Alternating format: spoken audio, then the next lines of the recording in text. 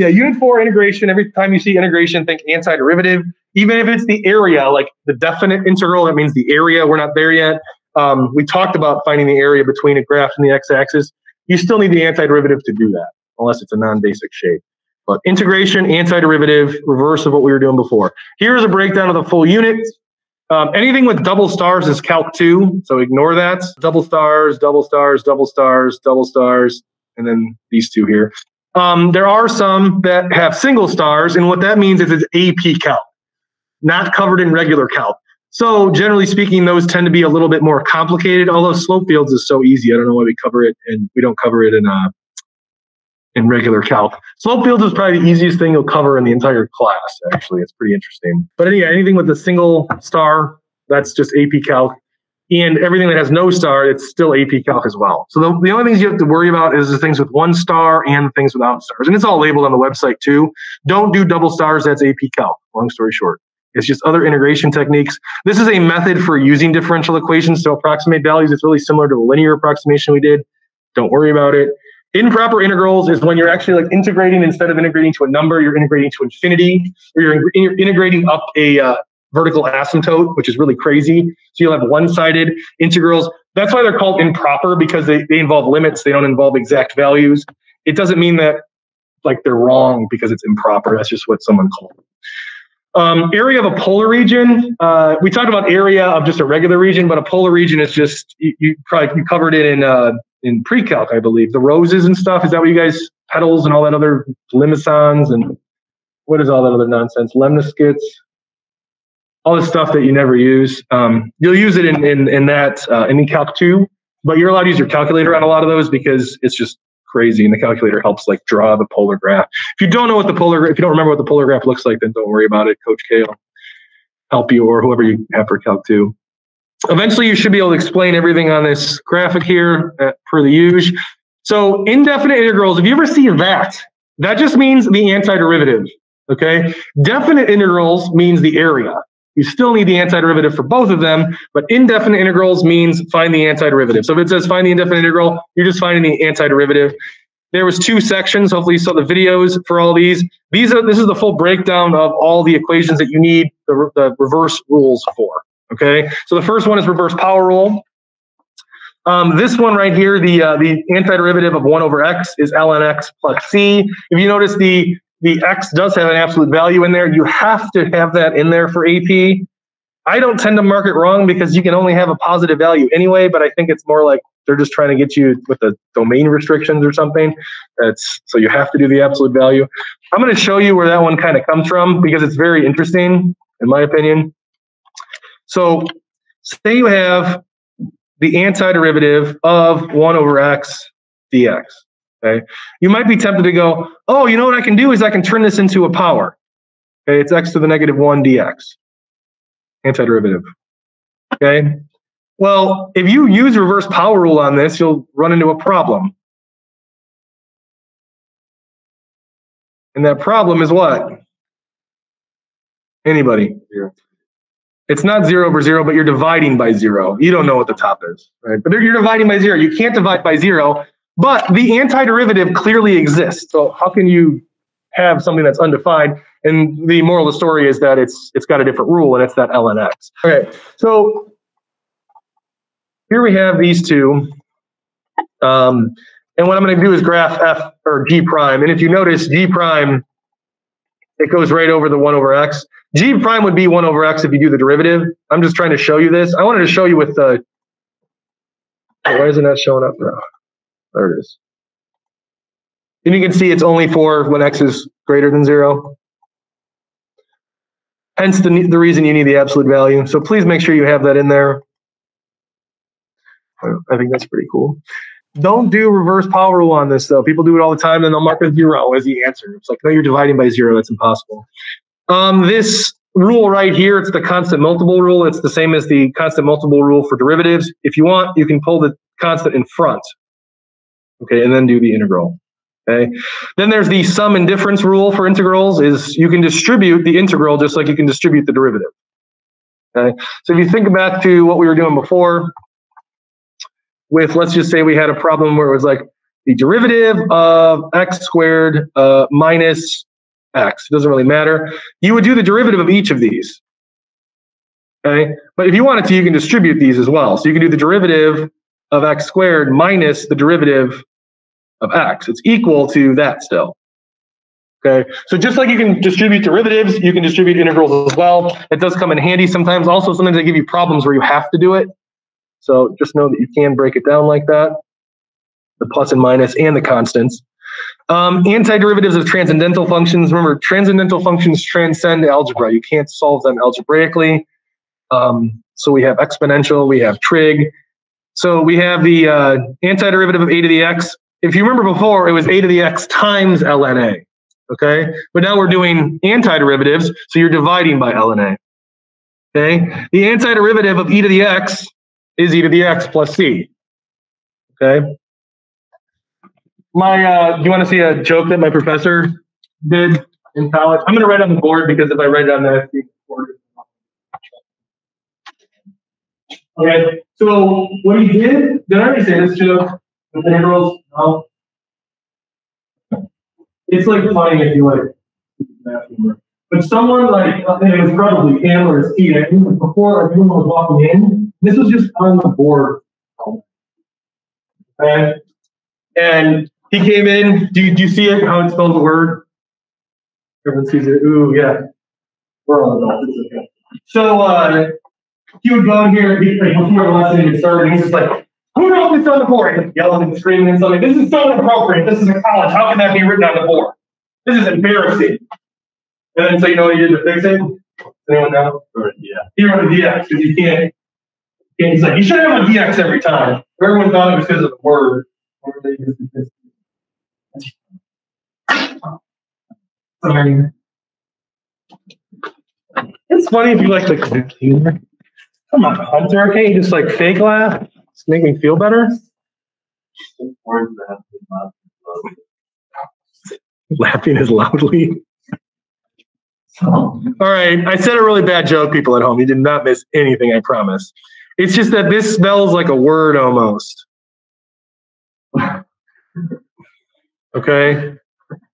It's not, oh man, this is embarrassing. All right. And then the other ones, it's just reverse of the trig rules you already did. All right, integration by substitution. This is like the formula. If you look it up online, this is like the formula, but I always look at it as more of a technique. It's like finding the u. The u usually tends to be the most buried function. And look at how it's easier at the end compared to over here. But if you notice that this is just chain rule, and then you're going reverse to the original. But you don't need that formula by any means. All right. So we're doing on time. All right, 4.2 is what you're going to be watching videos on today, hopefully, as homework. Separable differential equations. That means you can separate the x's and the y's on each side of the equation. So it looks something like this. N and m are just functions. Oh, I'm sorry, this is where it's fully separated. Okay, so once you separate the x's and the y's, you do the antiderivative of both sides, and then you solve for y. So the last step just says solve for y. Okay. I think those are fun. I think there's like the most math in there, the most like when because I majored in chemistry. That was my first like bachelor's degree. It was in chemistry. A lot of it was doing this kind of thing. So I'm biased. I like it. Slope fields is super, super, super easy. Essentially what you do is you are taking some differential equation, let's just say this differential equation right here, and you're graphing every single point on it what the slope would look like. So say dy over dx was equal to, I don't know, what is it for this one? I can't actually even tell. Never mind, you can just watch the video. I'm not going to explain this very well. Euler's method is not covered in this class. Okay, Riemann sums is 4.3. I'm just trying to load your brain for what you're going to be learning eventually. The way integration actually works, okay, we have not talked about this yet, but really what you're doing is you're to find the area underneath a curve, you are just finding infinitesimally small shapes and filling it in each time. But the only way to get infinitesimally tiny is to use limits, okay? So I'm actually not gonna use limit notation on this. I mean, I am eventually, but just to kind of explain what this means for finding the area, I'm just gonna use rectangles because it's the easiest shape to use for finding the area. So we have this x squared function right here. And if you notice, I'm trying to figure out the area right here, okay, from 0 to 2.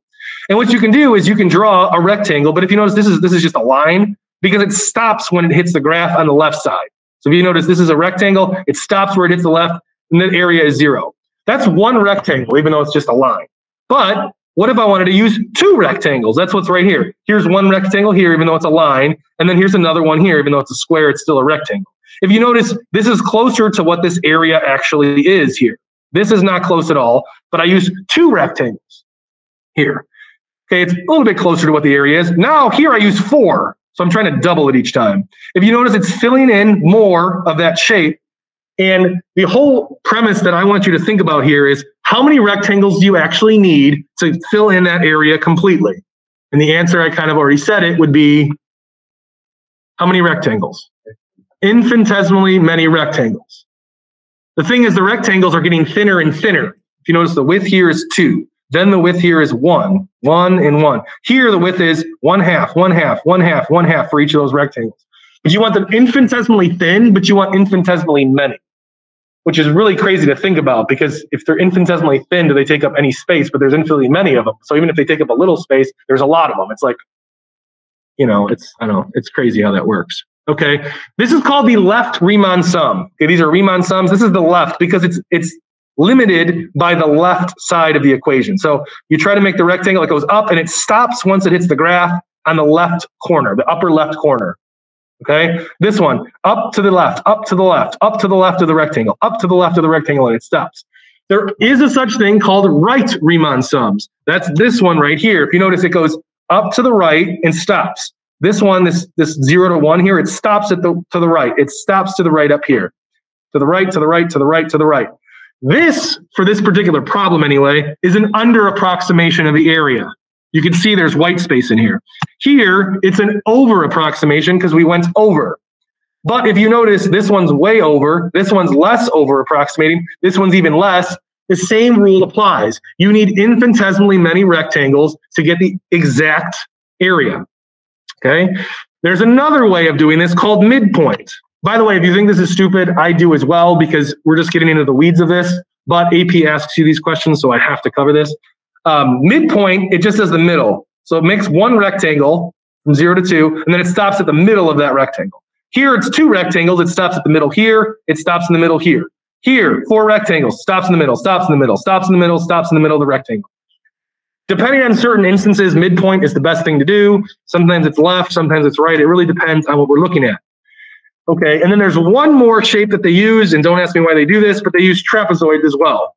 Okay, even though this first one's a triangle, and this is a triangle here, and I guess this is a triangle as well, but it's called the trapezoidal rule, and you can make trapezoids as well. And if you notice, if you have 1 trapezoid, 2 trapezoids, 4 trapezoids, you want infinitesimally many trapezoids, and then it would fit in exactly.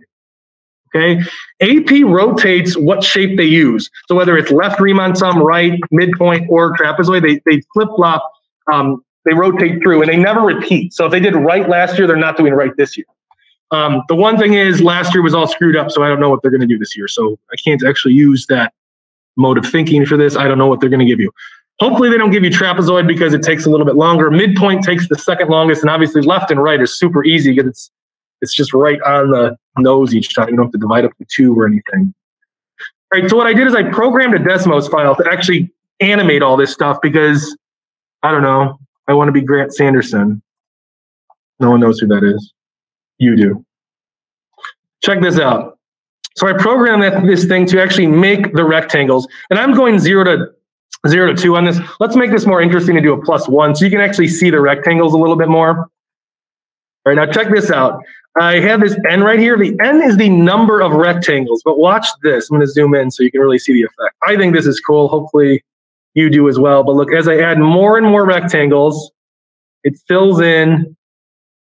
This is just to 100. You're like, wow, that fills it in pretty well. But if you actually zoom in, you can see it doesn't.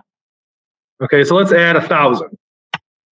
Okay, fills it in even more. You can kind of see that it fills it in pretty good. But if you zoomed in, you probably already saw it right there. Still not filled in exactly. So let's just kind of overload. Whoops. Let's just overload Desmos here. I just want to see its limit.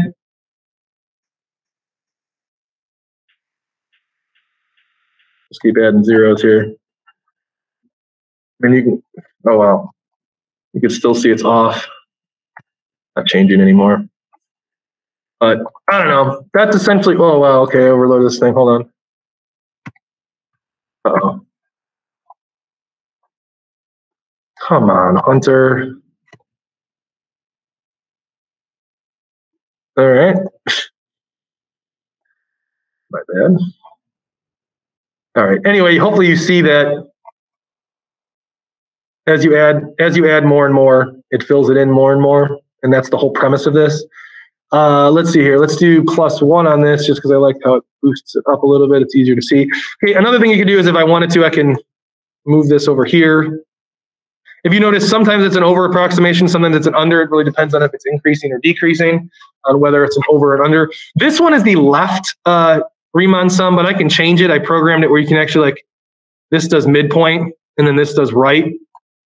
So you can kind of see when it's decreasing into the right, it's an under approximation, but if you go left, it's an over approximation.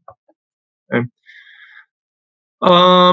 Here's the exact right here. If you notice 13.3 repeating. Here is if you actually added up all those rectangles, the sigma means adding them up. You don't really need to know that. But by the way, this is why it's called integration, because you're adding them up, you're integrating them, you're bringing them together. If you notice, it's pretty close with what the actual is. But watch this, if I crank up the number of rectangles, then it's really close. Look at that, 13.17 and 13.3 repeating. There are certain instances where it says approximate the area. And what you have to do, and it'll say how they want it approximated. It'll say approximate it using left Riemann sums. And you have to draw the rectangles, and there's literally no calculus in it. It's just literally drawing rectangles and then finding the area of them. They never ask you to do more than 6, and usually it's about 3 or 4. So it's not that complicated. They're not going to make you do 100 where you have to add up all 100 rectangles like this. It'll be something like, like this or something. And you would just find the area of this one, this one, this one, each one, and add them together. Super basic, but I'm trying to see what else I got here. That's nothing. All right, I made another one for trapezoidal rule. That's where all those screenshots came from. If you notice right here, if I add, whoops, let's do this. So if you add more and more, it starts filling it in more and more. But if you really zoomed in, you'd see that there is still a little bit of gray space in there. This one took a long time to do. All right, this is beautiful. You don't really need to worry about this so much. This is one of those types of things where Coach K says sometimes it's better to take the L on this, because if you're taking a test, these types of problems take a long time. But essentially what this is you have the limit, and then n is the number of rectangles, and you're approaching infinity. So I'm going to try to break down this equation. Don't worry about memorizing it or anything like that. But n is going to infinity. This is the number of rectangles. You're summing up from the first rectangle to the infinitieth rectangle of f of x, which is the height of the rectangle. That's the y. The delta x is the width. So it's going to be length times width. You're adding up the length and the width of infinitely many rectangles. It's just equal to that. Antiderivative from a to b. You don't have to worry about doing all that sigma stuff that I was talking about before. But isn't that crazy? A little bit? Okay. What's cool about this too is you can actually see, well, f of x is right here. There's f of x. Delta x, well, if you're going to infinity, it becomes dx. This limit with the sigma, all of this gets abstracted away to be this, essentially, the integral from a to b. Okay, so you can kind of see the beauty of calculus in this. Rather than trying to add up a bunch of rectangles, it just simplifies to this expression, which is just crazy to think about. Fundamental theorem of calculus, I talked about this before. If you're doing the area from a to b, it's just antiderivative minus the other antiderivative. It doesn't say that here. It could, but this was just all about Riemann sums. That's why it doesn't say it. But the first fundamental theorem just is what you already know. You do the antiderivative, plug in b. Do the antiderivative, plug in a, subtract. The second fundamental theorem is this whole mess right here that I showed you before. Remember, the rule is you just throw the top one in to the t and you get f of h of x times the derivative of h of x, you get h prime. I did put a g prime or g of x on the bottom here, but AP never does that. They just put like a 0 or a 2 or a 1. They don't put a function on both of them, to my knowledge. And then last but not least, definite integrals. That just means the area. It's the same exact thing as the first fundamental theorem. Okay, so that's basically the entire unit in a nutshell.